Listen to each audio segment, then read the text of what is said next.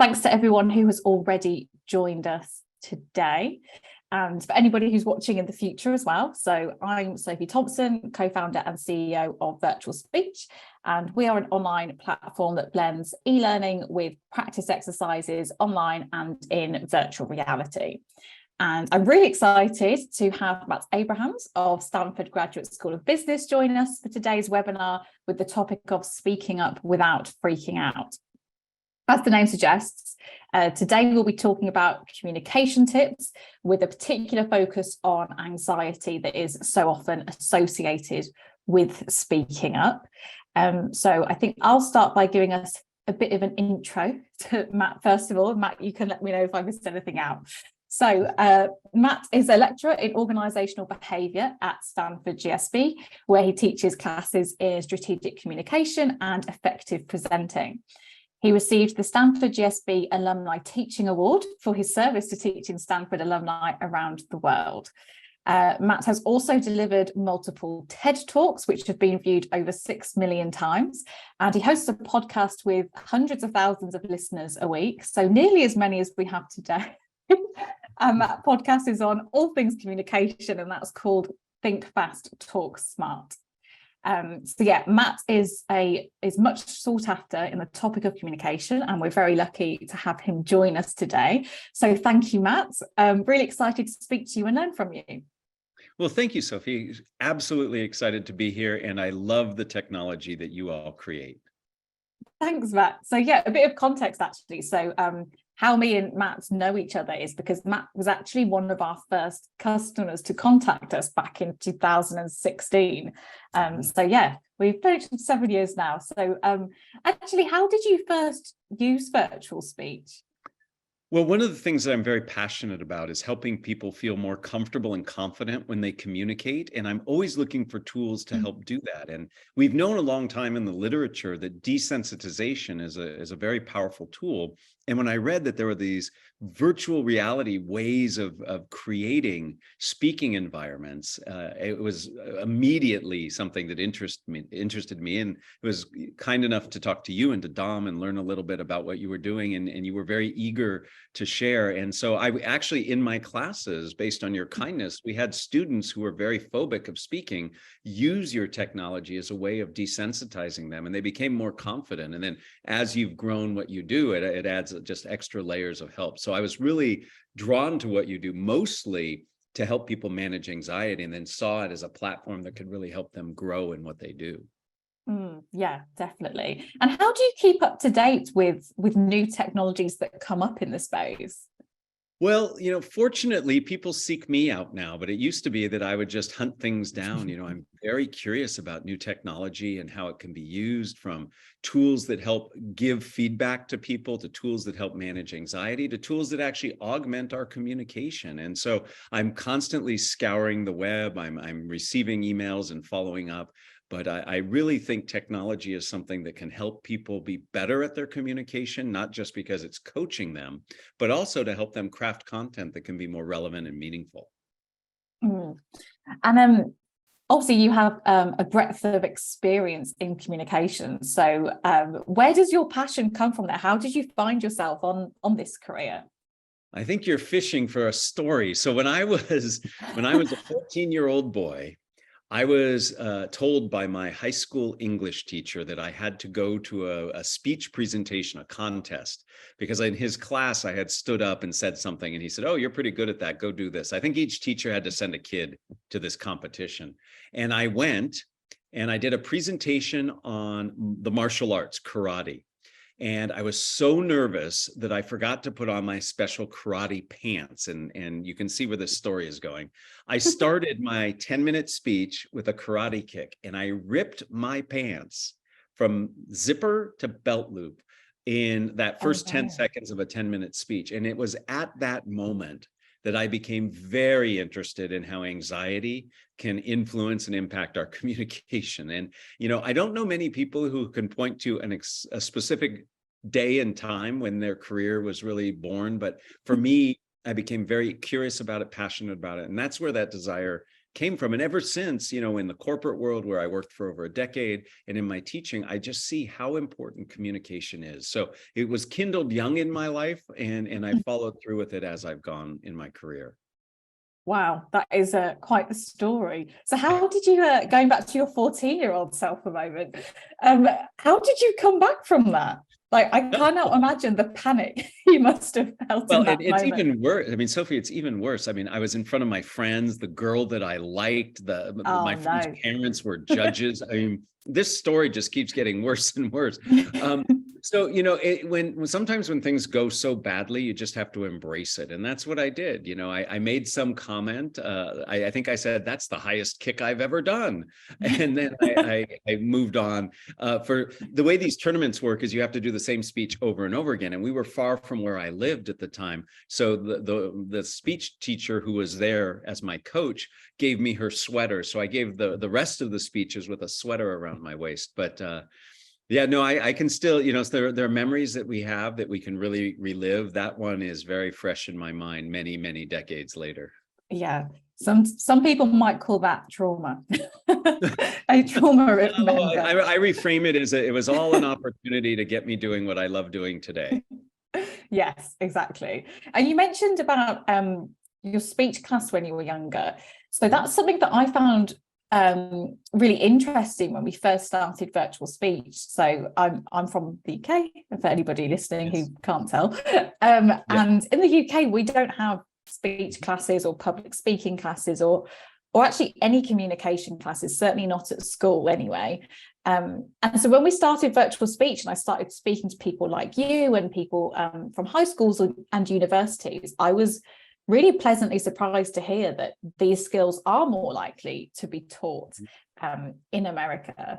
And I mean, from your experience, is that who is the more kind of common person there? Is it the UK people or the Americans? And do you think that it benefits Americans by and large by having these classes from such an early age?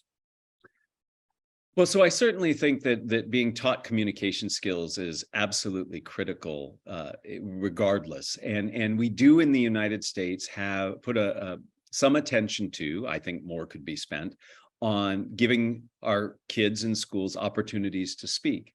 I'm not always sure we do it the best way possible, but from a very early age, kids are up speaking and presenting, working in groups, learning skills that actually are very critical for success in business. And it's true that other countries don't necessarily put the same priority on that, but it is something that I think businesses internationally recognize, that the importance of communication and work to skill their employees in. And that's where courses like I teach, books like I've written, podcasts like I have, and the work that you do can really help people to hone and develop those skills. But they are very critical. I mean, communication is consistently rated as one of the top skills employers look for. And in terms of quality of relationships interpersonally in our personal lives, communication is always at the top of the list there too. So we do need to be doing more, even if in some countries we do a little more than others. I think more can be done. Yeah, definitely.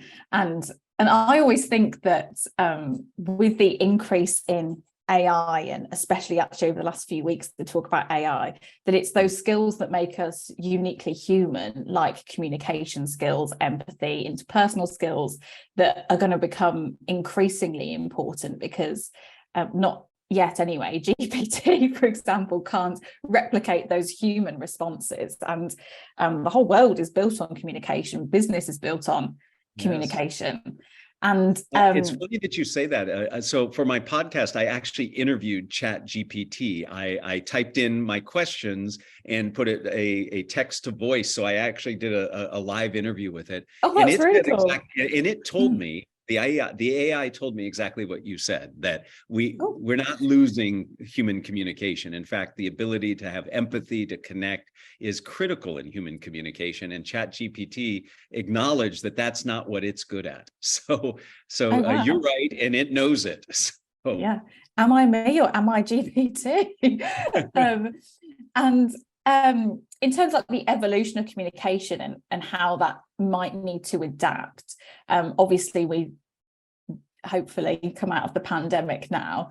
How have you found that communication has changed from your experience and what you've seen? Yeah, it's funny with the pandemic, when we went into it, everybody was like, oh my goodness, how do I do this virtual thing? How do I do remote communication? And as we're coming out of it, everybody's like, how do I do this in-person thing? How do I reconnect? So Yeah. we learn to adapt, and maybe adapt too well. So communication is forever changed as a result of this. We can now communicate in lots of different ways, in a way that we're very comfortable doing so. And I think a lot of good came out of this. For example, we now are hearing voices that we might not have heard, because it's easier to be connected. In companies and organizations, people who maybe in a big conference room would have been sitting on the corner on the side, or now their box is as big as everybody else's box. So a dimension of equity has been brought about by this. So fundamental changes in just the way we work. Now, similarly, we've all learned how important engagement is, how important attention is, how important being concise and clear is, because when you are remote and virtual, you need to really lean into those skills to really make a difference in getting your information across. So one of the things that I think really helped and happened as a result of the pandemic is people began to focus on communication in a way that we hadn't. We can't take it for granted anymore, because now we have to think about, how is this going to translate when I'm virtual or hybrid? So I think that's all for the good. That doesn't mean it's easy, but it means that I think we are better off for having learned how to adapt to this. Yeah. And it's interesting about one of the biggest things that I've noticed on, like, say on camera, for example, is if I was in person with somebody and had like a normal level of energy, they would pick up on that.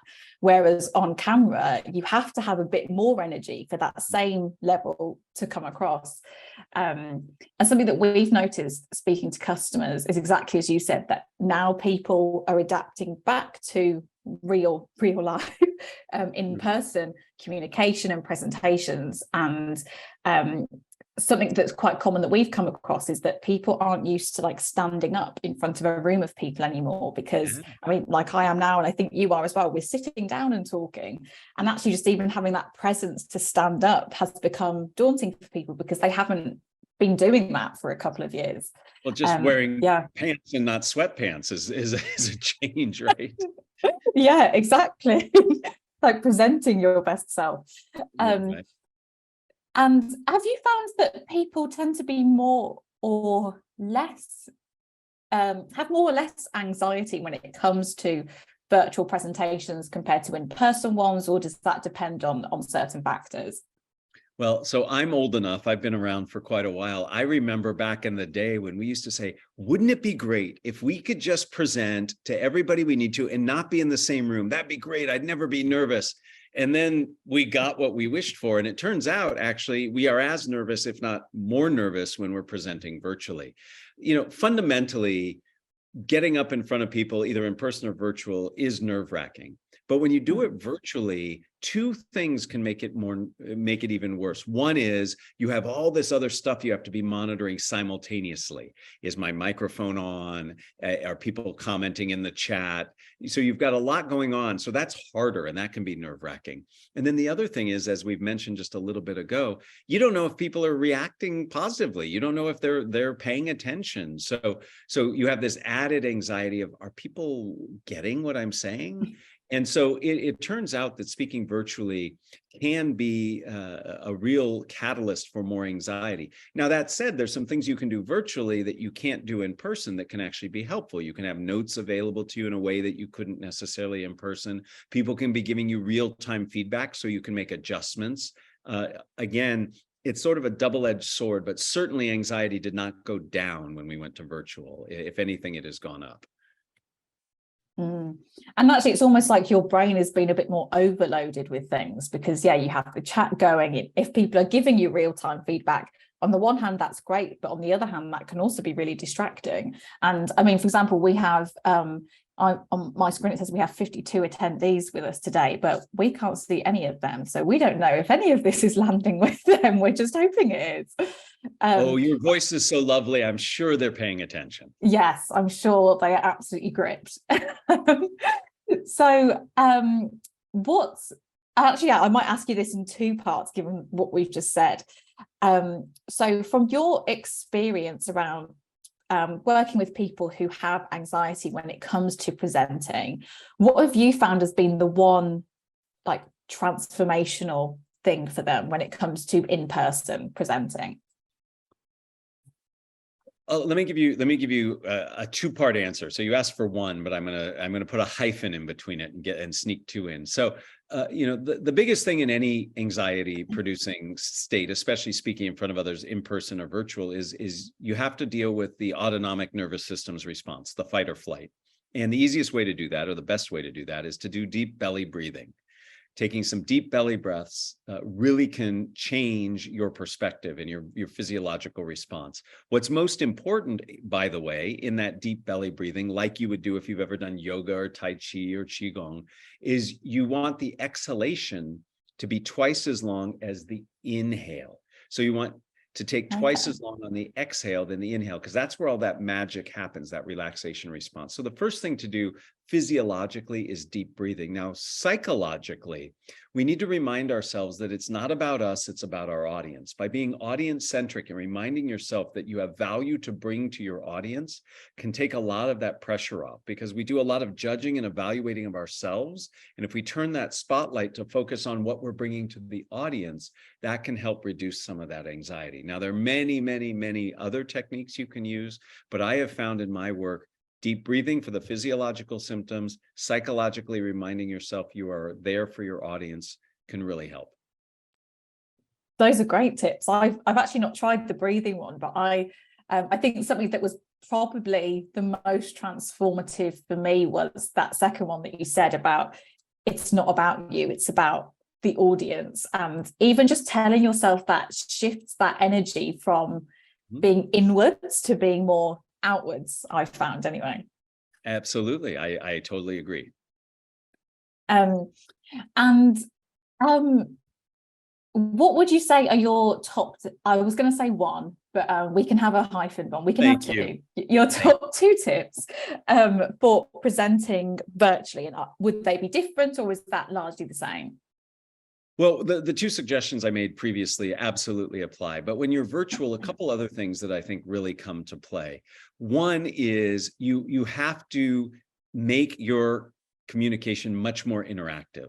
And the more interactive you make it, the hopefully the calmer you'll be, because you know you're getting that response. So creating polls, having people type in the chat, using reactions that people can do, all of that and encouraging all of that is a way for you to feel more confident, because when you see that response, you know that that person is at least listening to you. And that can help ease that fear virtually of, am I getting anything across? So that's one thing really to think about.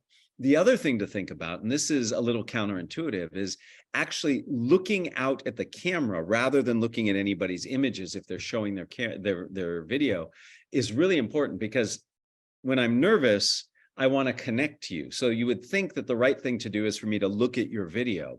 But in looking at your video, you see me looking down at my screen, which makes you feel like I'm not connecting to you. And therefore, you start looking disconnected yourself. And we get in this vicious cycle of disconnection. So the way to short circuit that, to actually connect with your audience, is to look at the camera, so they feel you're connecting to them. And then that can really reduce some of the anxiety you have around, am I connecting?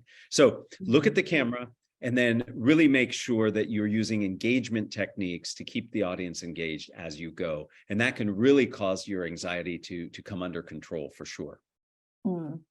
I have actually noticed that about when you were speaking, and I was thinking he's doing a really good job of looking at the camera. And then as you were saying that, I was thinking, I've not done such a good job. I'll let you in on a little secret. So right behind my camera, I have a picture taped of my family. And on most days, I like my family.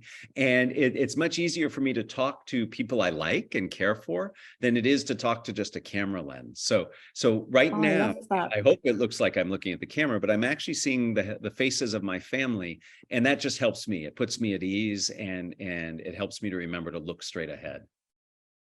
That's brilliant. That was going to be my question, is how can you get used to that? Because I'm looking at my camera now and I'm thinking that's a tiny thing on my screen, and your eyes are naturally drawn to where there's movement. So I can see us moving and I want to go back. So I love that. That's a great tip. We have had a couple of questions that one of them in particular would be relevant for now, because talking about phobias, so I thought I would jump to that Sure. one. Oh, Eve says that she uses the tip too with the picture, and it helps her to be at ease and deliver a message more empathetically. So yeah, that's great. And John has said, I'm phobic to the point of not being able to speak at all. What is the best way to overcome this absolute phobia? Yes, and there are some individuals for whom speaking in front of others is really, really challenging. For some people, and I'm not saying this is the case, nor am I qualified to diagnose these kind of things, but a certain percentage of the population have clinical shyness. This is an issue, and seeking out intervention can be helpful. There are behavioral techniques one can undergo, perhaps even some medicines people can take to help. The vast majority of us who have anxiety around speaking aren't in that clinical diagnosis phase. It's just part of being human. One thing that really can help is incremental communication. So is there a way that you can contribute that might not be a formal presentation or standing up and speaking in a meeting? Maybe you work in a group and you provide some input to the group and there's a spokesperson who speaks on your behalf. Maybe you do some writing and then it gets read by somebody else. But taking these gradual steps where you begin to feel a little more comfortable with your voice, even if you're not speaking, being contributed to the conversation, can ease some of that. There's a whole literature on systematic desensitization, which is really just systematically exposing yourself to the thing that makes you nervous, and sharing my voice a little bit written, sharing my voice in a small group, sharing my voice in a slightly larger group. Those incremental steps can help make you feel more comfortable. And part of what I would say is really try to reflect on where that source of anxiety is coming from. Is it from being judged? Is it from a fear of not achieving your goal? Is it a fear that you're not going to do it right, whatever right is? And by dissecting that particular motivation for your fear, you might be able to make some inroads against it. So I do some reflection and then try to incrementally expose your voice to situations where you can actually gradually feel more comfortable communicating in. Great, thank you, Matt. So John, I hope that has provided some help for you there. It was interesting what you said about identifying where that fear comes from as well, because if I think of my own experience before we started virtual speech and having a fear, I would call it like a fear of public speaking, but actually, I mean, I did have severe social anxiety. But if I think of something like public speaking, what was it that I was actually afraid of? And part of it was just like being heard. Like I didn't want the attention of it. Right. And so for me, I could go back a bit more to that underlying fear, and actually it was just a lack of confidence in general. It wasn't just confidence when it came to public speaking, it was just my general life I lacked confidence in. So that was something I could work on to then bring into something like public speaking. Yeah, that reflection allows you to figure out what the source might be, and that allows you to target it. Because a lot of people who have anxieties in general, but around communication, it just feels overwhelming and daunting. But if you can narrow down the area of focus, in your case, it might have been just self-confidence. There are things you can do to become more self-confident, and then you'll find many things in your life, not just public speaking, become easier. So that reflection becomes really, really important. A great way to help identify, because the next question people often ask me is, okay, I buy it, I get it, I understand that I should try to find, what the source is. How do I do that? One thing I ask people to do when I coach them is I'll say, tell me a story of a time you were really anxious about speaking. And what I'm listening for is the way they describe that situation. So for example, if somebody spends a lot of time talking about how many people were in the room and the boss was there and, these colleagues who knew a lot more than me, that leads me to think, okay, it's the people you're speaking in front of that might be the cause. If others are talking about, well, if I don't get the funding, my company's going to have to close. And if we can't act on our business plan, we're going to be in trouble. That's all. The goal is the source of that anxiety. So just writing down or speaking into some kind of recording device and listening back, begin to hear the language you use around your anxiety. And that often points you into the direction of where that source might be. And that's a great place to start, at least in your own reflection. Yeah, definitely. And we have had another question come in, which is actually more of a comment and a thanks to you. So Solfrid from Norway says, I want to thank Matt for his teaching about fear of public speaking in his LinkedIn Learning course. That is how I heard about virtual speech. So thank you for us as well. Yes. So yes, I have a LinkedIn Learning on speaking, on managing anxiety. I love that somebody all the way in Norway has listened to it. That's what I love about this is we can talk all around the world. And I'm glad you found it valuable. And as part of that, I do talk about virtual speech and other tools that can help people to manage their anxiety. Leverage the technology, leverage the best practices and teachings of others. And that's how we get better. Yes. We've actually spoken to a few people who've done your course before that. So I think, do you know how many people have done your course on LinkedIn? I have been told that a couple 100,000 have participated in that course. Wow. And so it's that's great. You know, my whole goal is to help people. And if that's one avenue for doing it, the podcast, the book, and other things can help people. That's my goal. I should have mentioned that in the bio, shouldn't I? The introduction, the LinkedIn course next time. Oh, there you go. It's fine.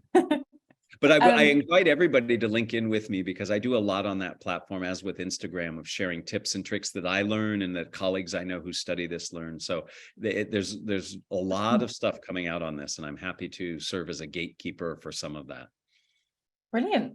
And actually, while we're talking about resources, and I will ask you about your podcast shortly as well, for people who have a phobia of public speaking, what would you say are the best resources, or do you know of any books? Sure. Maybe your book, for example, that would be a good go-to or good starting point. Yeah, so let me share, because you're exactly right. So first, I recommend the best way to get good at speaking is to speak. So find avenues for that. So there are courses in universities and colleges. Many universities and colleges have extension or continuing studies program. I teach in one in Stanford. Anybody in the world can sign up for these classes. So to take advantage of that. I am a huge proponent and supporter of Toastmasters. It's an international organization to help people speak better. Please explore that. Obviously, I think books and reading can be important. I've written a book, Speaking Up Without Freaking Out. There are many other books on communication. Videos, I have several out there. There are many other very high quality videos that you can learn from, podcasts, and find friends and family members. Trusted others can give you a lot of insight. There are apps that can be used and tools like your own VirtualSpeech that can help. You know, all of these can be really, really helpful. And it takes several different avenues to really get better at this. You know, you're not just going to go to one Toastmasters meeting and then all of a sudden become an amazingly confident speaker. You have to go to several. I remind people, you know, whenever you've learned a skill in your life, maybe you play a musical instrument, maybe you play a sport, it took time. You didn't just start and were an expert at it. And the same is true with our communication, especially when we have some challenges. So you need to take advantage of technology, of teaching, of tools, to really help get you there. Yeah, I love that. I totally agree that communication is a skill that we're just expected to learn, expected to know, without most of us being taught it or learning it incrementally. And like with any skill, you have to practice to become good at it. And something difficult with a skill like public speaking, if you're scared of it, is that opportunity to practice. So that's one of the problems that we're tackling with virtual speech, for example. But you could also join your local Toastmasters group and go there every week, and that's where you could do your practice. But I think building that momentum is important as well. 100% agree with you. And it's not either or. I think you can go to Toastmasters, take a class, watch a video, get a tool. All of that is going to help. And that's how we get better at it. And I really applaud the people that work on this. It's hard to confront a fear. I certainly had to do it in my career, and I still do it. I still get nervous in certain circumstances, and you have to keep doing it. And actually, while we're talking about that, Is there like a specific story you can share from somebody that you've worked with? And the reason I'm asking this is because we have a couple of people who are writing on the chat about how scared they are of public speaking. And I want to instill that message of hope is not lost. Like, you won't always be scared of public speaking. So do you have any stories that you can share of people that you've worked with? I have many. Let me share this story of maybe somebody we can all relate with. There was a librarian at a college where I taught. Her name was Irma. She has since passed away. She was an older woman, and she came to me because I taught communication, and she said, I have a favor. And I said, what's the favor? She said, I want to be able to speak at my granddaughter's wedding. And I said, okay, happy to help you write the speech. And she said, no, you don't understand. I am so nervous about speaking. And I got to know her better. And she told me her story. When she herself was in high school, she was made to give a speech by some teacher. And at the end of the speech, and I cannot believe a teacher would ever have said that, he said to her, that is the worst speech I have ever heard in my life. You should never give a speech again. And I know, just horrific. And again, this was many, many, many decades ago in a small town. And that impacted her whole life. I mean, she became a librarian primarily so she would never have to get up in front of groups of people to speak. And that's what she shared with me. And yet she loved her granddaughter so much. She was so motivated to give a speech. She knew she was older, and this was really important to her. And through working with me and mostly her hard work, I just gave some guidance. She was able to give a speech that she was very proud of, and subsequently developed the confidence to do some speaking. I'm not saying she was on like an international speakers circuit, but she took more active roles in her community. She lived in a retirement community, and she took more active roles where she would get up and introduce people. She developed that confidence through working on those behaviors. And I share her story, one, because I'm just appalled at how it started, but to show that somebody who her entire life was affected by her phobia was able to manage it to some extent to where she was very pleased to have made the progress she did. So if Irma could do it, I think anybody can do it. Yes, I love that. Yeah. So I hope that's provided some inspiration for us all. I will come back to questions because we've got quite a lot of questions, but I just wanted to, before we go on to the questions, talk about your podcast as well, because I know you have a lot of listeners, who find it very valuable. And I think this could be another valuable resource for people as well, and another way of learning from you, but also your guests too. So I know that you've had guests speaking about a range of topics along communication, whether that's communicating as a better leader, creating the right environment for communication, storytelling, using humor. Which of those conversations did you find the most interesting, or did you learn the most from yourself? Because as an expert communicator, I can't imagine there's much you don't know, Matt. So please share. No. I think one definition of expertise is knowing just how much you don't know. No. There's so much more to learn. What you're asking me to do is an impossible thing. It's like when your kids ask you, which one of us do you love more?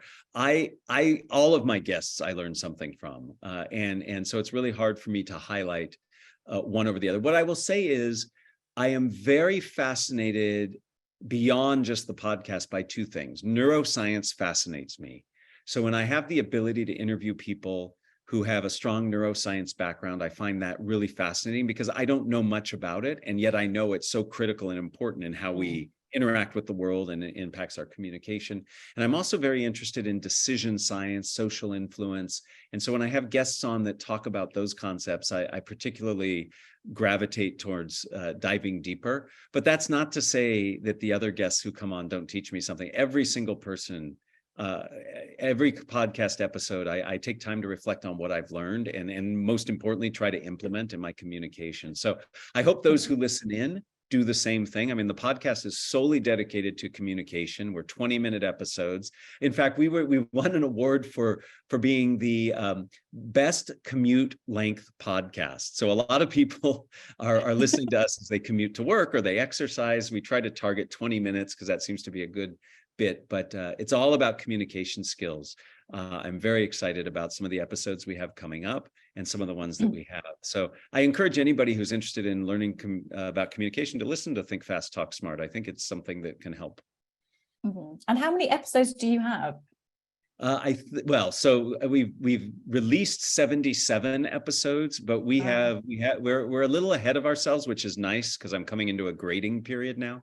But we are chugging along. We just did a big celebration for our 75th episode, and we're already looking forward to 100. Wow. Okay, so I'm quickly trying to do the maths of how many walks I have to go on to catch up on the ones that I haven't listened to yet. Well, I'll tell you, somebody told me, and I didn't know if I should take this as a compliment or not, but somebody wrote me and said, one of the things I like about your podcast so much is I can listen to it at 2x speed and I can still understand you. And part of me was like, oh, that's great. I have a clear voice. And I'm like, but you're listening at 2x speed. Are you understanding it? It was one of those compliments I wasn't sure was a compliment. So you don't have to walk twice as fast. You can just go on half the number of walks. Yeah, just listen to twice as many podcasts in the same amount of time. There you go. Okay, I'm going to take us back to some of the questions now. Sure. So Solfrid, this is our friend in Norway, says that I struggle with panic attacks and the bodily sensations that come with it. This appears particularly when I have to speak in front of other people. It's not the fear of the people in front of me, but the fear of the bodily sensations that I struggle with. So do you have any good advice? So yeah, I read that as kind of getting nervous about getting nervous, which is something that's right. No, that's part of it. Yeah. So yeah, we get nervous about getting nervous. So one thing I would suggest, I have a friend and a colleague. She teaches at Harvard's Business School, Alison Wood Brooks, and she did some fascinating research many, many years ago on physical sensations associated with anxiety. Essentially, your body has only one arousal response, and it's triggered when we're really excited and happy and when we're really scared and nervous. The same thing happens. You know, if I came to you, Sophie, and I said, hey, congratulations, you just won the lottery. Here's a couple million. Your heart rate would go up. You'd start to perspire. You'd start to breathe shallow. Yet you would label all that as awesome. That's great. I'm really excited to have won the lottery. But if I came to you and said, you know what, Sophie, somebody got sick. I need you to give a major presentation tomorrow. Your heart rate would go up. You'd start to perspire. You'd start breathing more shallow. All same symptoms. But when you hear about the speech, you're not saying, oh, yay, you're saying, oh, crud. And so part of these physiological symptoms is recognizing and how we label and approach it. And Alison's research was really fascinating. And what she did is she essentially tried to get people to reframe their physiological response, not as something to be upset or concerned by, but to be excited about. So she did a lot of work to show that if you can reframe your situation as excitement rather than anxiety, that it actually draws you in towards it and you actually do better. So again, I'm not a therapist, but I certainly think if physiological symptoms come up, you might remind yourself, hey, this shows that what I'm doing is important, that I care about it, and this is something that I can be excited by. And I'm wondering if that mental reset might make you feel better about the circumstance. So you can try it and see if you like it. And in fact, I interviewed Alison on the podcast, and you hear us talk about this research, and hopefully it's helpful. Oh, great. Maybe that's one to start with on the podcast then. Sure. Thank you very much, Matt. I have a question from Lewis that says, is there any way to gauge the audience engagements during a presentation without asking them directly? And then they put in brackets, especially when presenting highly technical material. Yeah. So this, let me address the technical stuff first. I'm a big believer in making content accessible. So when you have technological, scientific, detailed information, it's not about dumbing it down. It's about making it accessible. And there are a series of techniques you can use to make content accessible. You can use analogies, you can deconstruct, you can backward map. There are all these tools that you can use to make complex information more accessible to your audience. And that's where you start, because if you make it more accessible, they're likely to be more engaged with it. If they don't understand it, then they're likely to just tune out. So that's the first step in engagement. To my mind, there are three fundamental ways to engage an audience. One is physical, get them doing something physical, taking a poll, watching a video, responding to a chat. These are things that can get them physically involved. And you can monitor that. If I take a poll and I have 20 people in the room and 18 people respond, they're engaged, right? I've got some input, so I can observe how they respond to the request for physical engagement. That's number one. Number two is cognitive engagement. Get them involved mentally. This is when you ask questions. They don't even need to respond, but just by using questions, you engage their minds. And you could also use analogies. Analogies are really powerful. It's how we learn. I engage you when I compare what I want you to know with something you already know. And then the third type of engagement comes from linguistic, words you use. Anytime you use somebody's name or something like the word you or us or we, that involves people. We've been trained since we were little kids that when we hear our name or the word you, we pay attention. And then the other type of language, which can be really engaging, is what I call time traveling language. I can take you into the future by asking you to imagine or picture this, or what if we could? You begin to see it in your mind's eye, and that gets you engaged. And the same thing, I can take you into the past. I can say, remember when, think back to when. So by using those three different types of engagement, physical, cognitive, and linguistic, you get your audience involved. Sometimes you can see direct results of that, like they answer your question or they take the poll. But other times you can just rest assured that when you say somebody's name or ask them to imagine that they're actually doing that activity. So engagement is critical. Engagement in a world where attention is the most precious commodity, engagement is absolutely critical because that's what sustains your attention of your audience. Those are some great tips. Thank you. We have a couple of questions from Sam. His first question is actually asking about virtual speech. So I think it's a bit more, he says, I'd be interested to know how you have used virtual speech in your classes. Thanks so much. And I think more specifically, like that use case of how you used virtual speech with your students. Yeah, so early on, what I did is used it as an anxiety management tool. So students who are really anxious, I bought a set of virtual goggles and I let the students come check them out. You were kind enough to provide access to your tool, and the students would go practice their presentations first virtually, and then that gave them some confidence or more confidence to then do it in front of others. So it was a technique for desensitizing them, and it worked really well. The students who did it were very appreciative. Subsequent to that, and you guys have built more into the tool, I invite my students to use the tool for feedback. So where are their eyes looking? How many ums do they have? And again, still is a desensitization tool. So as you've grown the tool to give more feedback, I've asked my students to pay attention to that feedback as well. So tools like virtual speech, and there are other tools that do something similar, just not in the virtual world.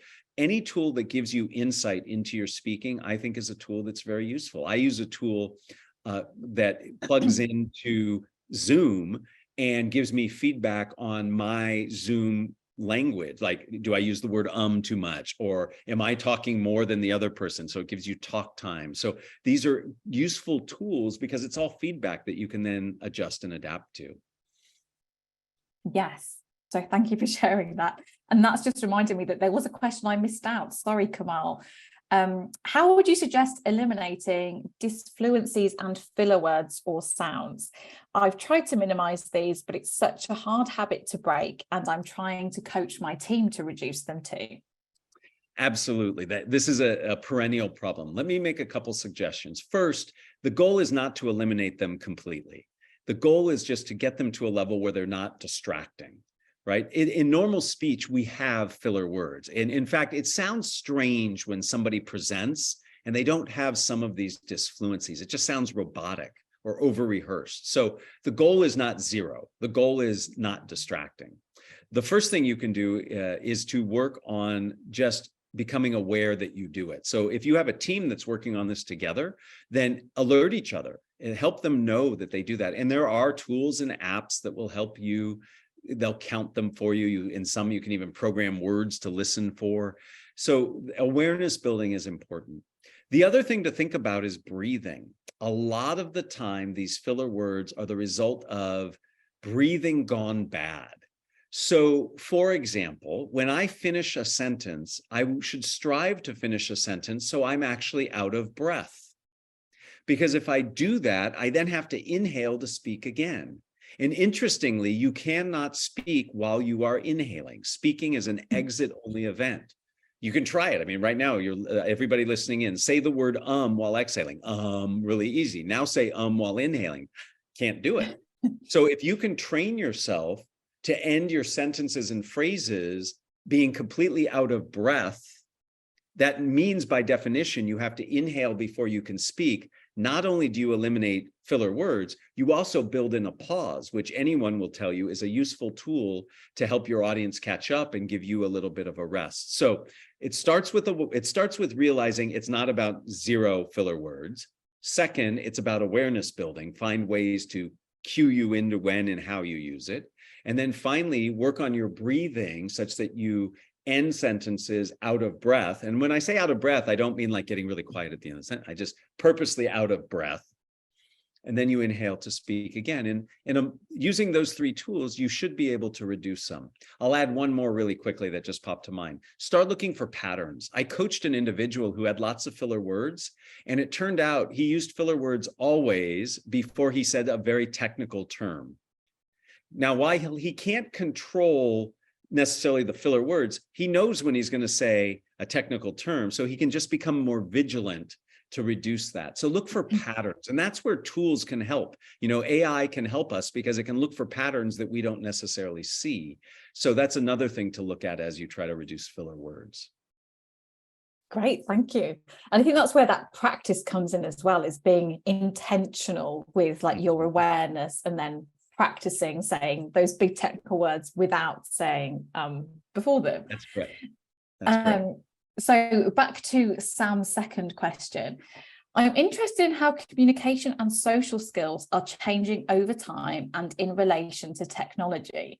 In your experience, do you feel that the communication and social skills you see in students today is different to, say, 20 years ago?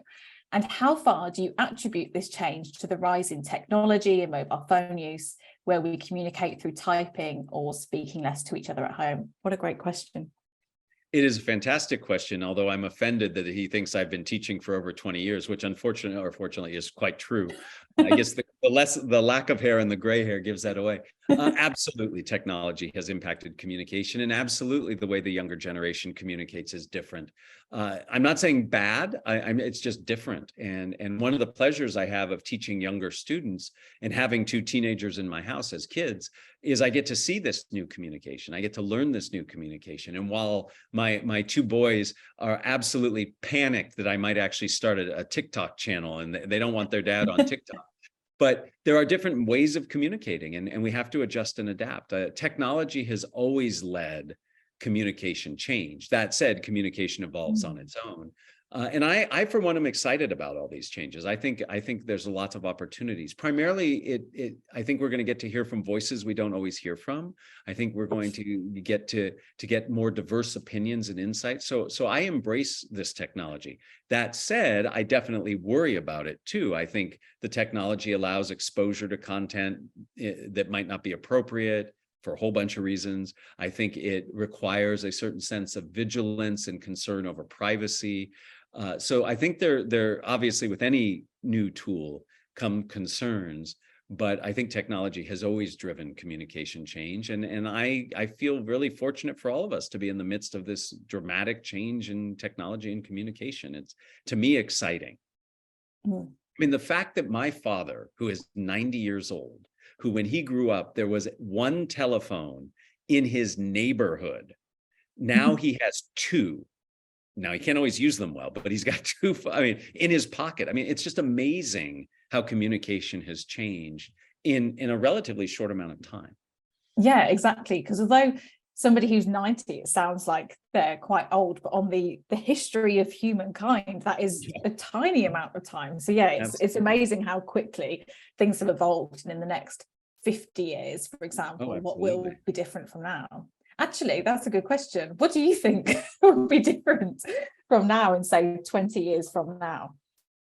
I wish I knew. I would certainly invest in that. I think what we are going to see is a continuation of immediacy in communication. I think if you look over time, communication has become more immediate. We have lots of tools that allow us to communicate more quickly. I think we're going to find more concision. Communication is going to become more concise. I think we see that with emojis and emoticons and images helping us be more concise. And I think we will somehow create ways of allowing for more connection and emotion through some of this technology. You know, we're coming up essentially with what I think are hacks for that. So we put a smiley face at the end of something, or a frowny face is a way of conveying emotion in our written text. I think we're going to find other ways to do that connective part of communication. I don't know what that looks like. I'll share with you that somebody I've interviewed on the podcast, he's become a friend. He's working for a company, many companies, but he's working for a company that actually creates a wristband that vibrates based on feedback that you get from people. So if the audience is really engaged, you feel a sharper vibration on this wristband than if they're not as engaged. So I think we're going to see some interesting tools like that involve other senses to give us input that we can then adjust. So I'm excited to see what that looks like, but I think there'll be an emotional angle, a concision angle, and an immediacy angle to all what's coming in the future. Wow, that biometric wristband sounds amazing. Yeah, it's really cool stuff. Great. So a couple other questions. So John Crook has asked, will this be recorded and shared? Yes, it will be.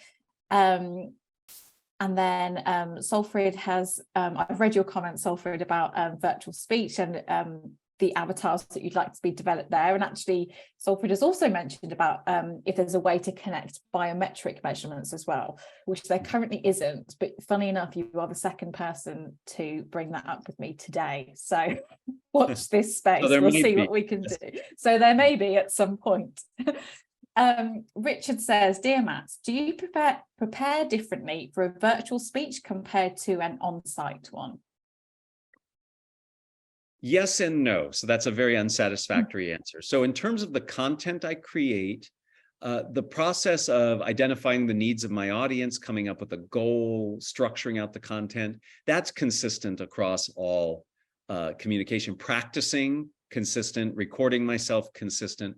Where I will deviate is I will purposely, in my virtual communication, put a few more engagement tools in, just because of the nature of the virtualness. So I might put a poll, and I'll leverage the features of the tool, like a poll or a whiteboard or reactions. So I will consciously think about making sure I'm engaging in that way virtually more than I would in person, although I try to be very engaging in person. That's probably the biggest difference, but otherwise I prepare the same way, I practice the same way, but I do think about engagement a lot.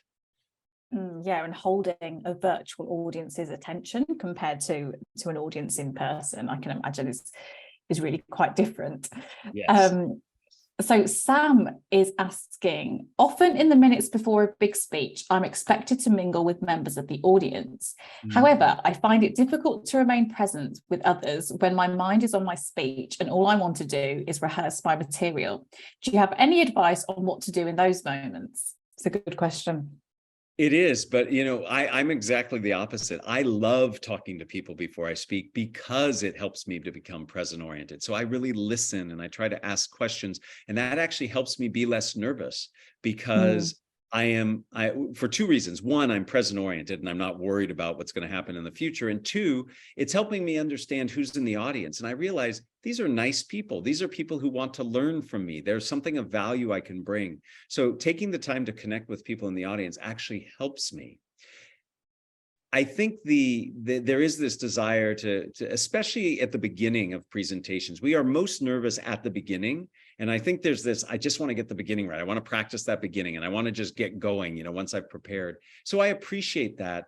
So I might build in, maybe what would help you is to say, okay, I'm going to always give myself 3 minutes before I speak where I can go to a quiet place, think through my thoughts about starting and go. And knowing that you're holding that time sacred, that might free you up to do connecting and be present. And then you just, hey, I'm going to go to my time where I have to prepare. So there might be a way to do both and derive the benefits from both, rather than constantly saying, oh, I really want to be doing this and not doing this. Say, okay, I'm going to do this for this set of time, and I'm going to do that for this set of time. And that might work well for you. I find that speaking to members of the audience beforehand makes me feel less nervous because I feel like I've almost made friends with some people before. Yeah. So if I'm feeling nervous at any point during the presentation, there's a friendly face there. I'm conscious of time, so we only have 5 minutes left.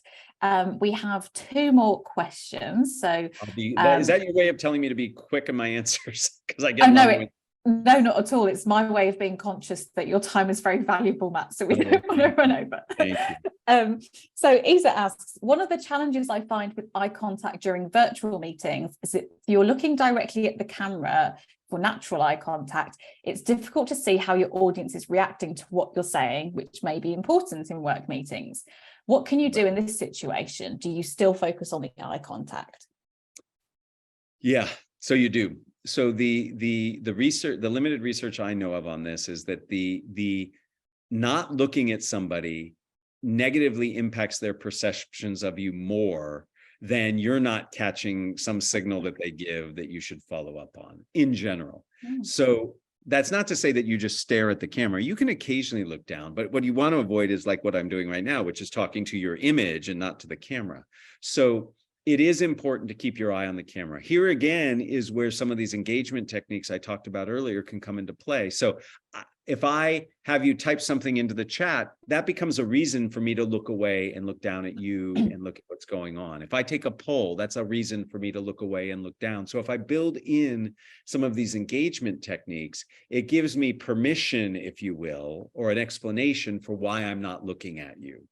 So that can help. So that gives you a way of sneaking. And again, when they're talking and get them talking, then you can look at their image while they're talking. That makes a lot of sense. So there are ways you can build in reasons for you to look at somebody. Okay, thank you. And final question, and then actually I might sneak in a quick one at the end. Okay. I have bad and short memory. Sometimes I completely forget my next point. How can I mitigate or train to improve this? 2 things. There's a wonderful book called Walking on the Moon with Einstein. And it's a book, it's really a story, but in it, they talk about lots of memory aids and techniques you can use, behavioral techniques. Great book. Anybody who has memory issues, I think it's a good book to look at. The other thing I'll say, and anybody who's ever listened to me in any other capacity knows that I'm a huge fan of structure. Structure provides a roadmap for your content. And if you create a map, it's really hard to get lost. I might not remember the specific point or two, but I'm definitely going to remember the path that I'm taking. So find a structure that works for you. For example, problem, solution, benefit. That's a structure many of us know. You start with the problem, you explain how you solve it, you then explain the benefit.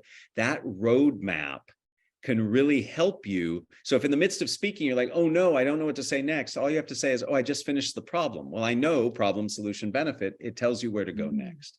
So really embracing structure is a great way to help with memory. That's what I do. I always know my structure. I might not know the details within the structure as well, but that's what gets me through my presentations. That's a really helpful way of looking at it. So final question from me, which also ties into our final question on the chat. And actually, Smitha, thank you very much, has just linked that book to people, Moonwalking with Einstein. If anybody wants to look that up, thank you. So the final question was talking about, I can't find it on this list now, but there was a question about pre-presentation anxiety, which ties into what my final question was going to be as well, about if people take one thing away from today, when it comes to presentation anxiety, what would you like it to be? I'm going to hyphenate again. Love it. Take a deep breath, take a deep breath, and remind yourself it's all about your audience. You have value to bring. It's about bringing value to your audience. And when you think that way, it is empowering. It's not debilitating. I have some value to bring. That's empowering. And I'm helping my audience. So the focus is on the audience, not on you. And that can take a lot of pressure off. And if you do some deep belly breaths, focusing on the exhale, and have that mental approach, I think you will be in a much better place with your anxiety. It's not going to go away, nor should it, but you will feel better about it. Brilliant. Thank you very much. So Matt, where can people reach you if they'd like to learn more? You mentioned your LinkedIn page already. Is there anywhere else? Absolutely. So please listen into the Think Fast, Talk Smart podcast. We really work to help people do better, we have our own LinkedIn page there for the podcast. We're on Instagram as well. I've curated a website called nofreakingspeaking.com. You can get access to my talks and some of the materials I've created, but also others. My book is listed there. So those are the best ways to get in touch. Listen to the podcast, join on LinkedIn, and also check out the website, No Freaking Speaking. Excellent, thank you. I will definitely be checking out the Think Fast, Talk Smart episode with Alison, who you mentioned earlier about, yes. And your GPT episode I think would be interesting as well. So yeah, I'm going to incorporate you into my walks, Matt. There you go. Have a good walk, and hopefully you'll learn something too. Yes, exactly. So thank you so much for joining us today. I know I found this extremely helpful. Hope everybody else has as well. Sam has just written in the chat, thank you so much. So we will be sharing this on YouTube, and we can also send you the recording so you can listen there, catch Matt on the various channels he just said. And yes, thank you very much, Matt. It's really appreciated. Thank you. Thank you for the good work you do. Oh, thank you very much, Matt. Thank you. Bye-bye. Bye-bye.